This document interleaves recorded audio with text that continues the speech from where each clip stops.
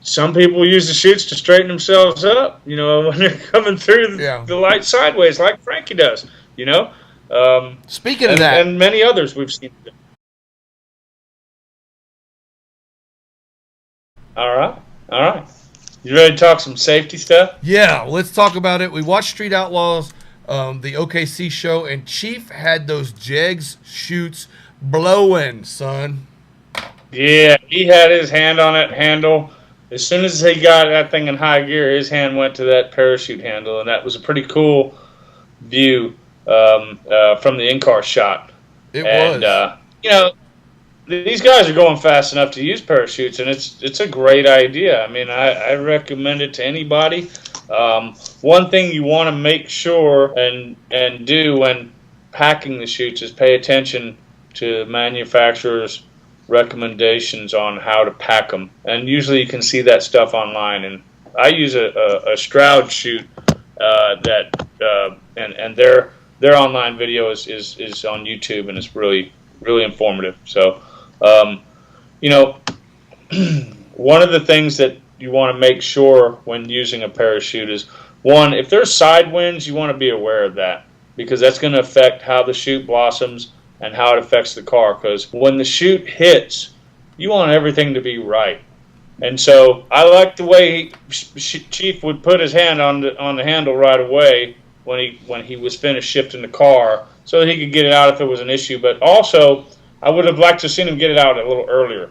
One of the things I've noticed using parachutes a lot over the last 15 years, I guess, since I started racing a car that required them to be used all the time. I mean, I can stop, but any of these cars can stop without them. With the carbon brakes that we're using now, they're really, really good. But the parachutes obviously are the way to go. So you want to hit the chutes early before you let off the gas. That's an important part of that. And it's what they call driving into the chutes. And you'll see, like, the Pro Stock guys, when they show that finish line cam, their chutes are already out of the pack. Okay, yes. And so you want to throw them about 100 feet before the finish line. And you think that might slow you down, but it's not. It takes that long for everything to happen. When you're traveling at, a couple hundred feet per second, it takes a while for that chute to blossom. What happens if you let off the gas and then hit the chutes, or even worse, hit the brakes and hit the chutes? Your chutes are going to go straight down.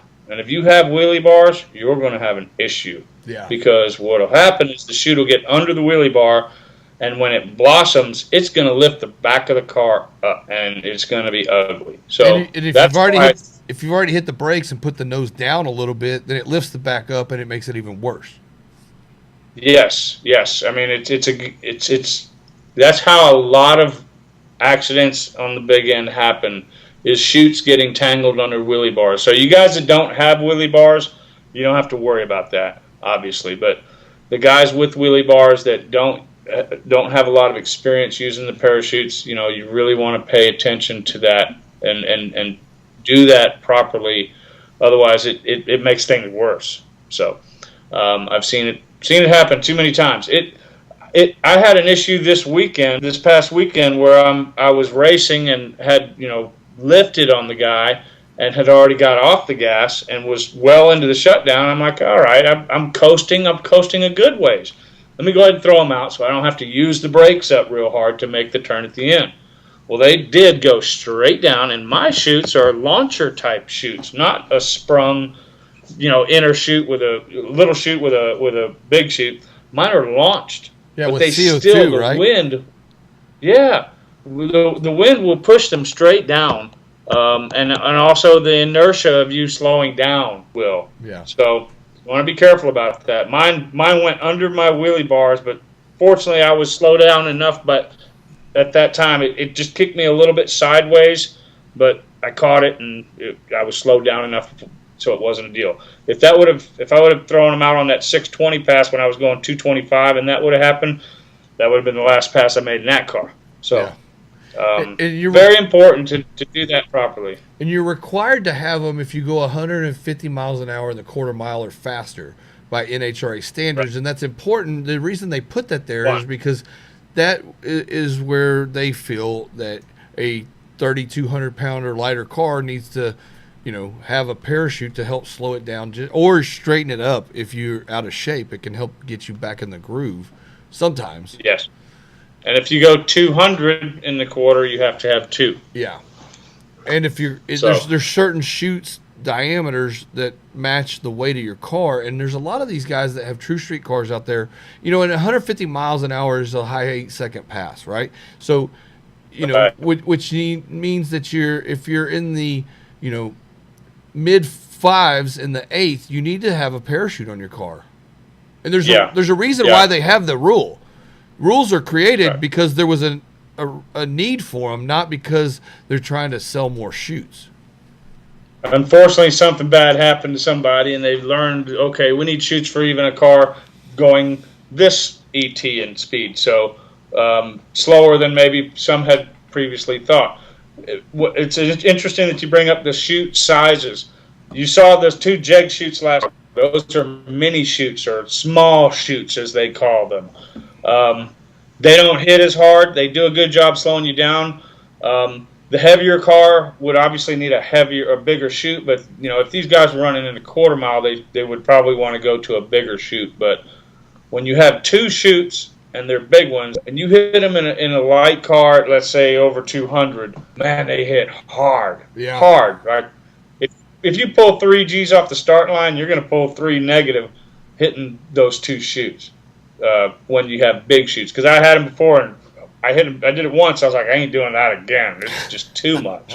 So, yeah. Well, I got the small ones in mine now, also, that like what Chief is using there. Correct me if I'm wrong, but I think it's 130 miles in the eighth, isn't it? I think you're right. Yeah. So if you run I think it's 539 and quicker, you're required. Yeah. That's when the things change as far as that kind of ruling goes. Yeah. And it bugs me all the time announcing races and being in the tower and seeing these guys running at close to 170 miles an hour and not pulling the chute when they're in these big tire cars, or even when some of these guys with the small tire cars are going. They're competitive with the big tire cars like Eric Bain, and him not using the chutes is just scary for me.